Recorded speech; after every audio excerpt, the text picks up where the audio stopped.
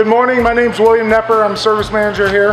On fuel economy, we need to get these drivers using the crews. That's number one way to increase fuel economy. Yes, I know these trucks are governed in 65, but as long as they're in high gear, they should be, staying around that 54 to 57, 58 range, all right? The distance between trailer to back of cab should be 30 inches. We know we have to slide a fifth wheel every now and then to make weight, things like that. But then there's drivers who just want to put fifth wheel all the way back and drive that way.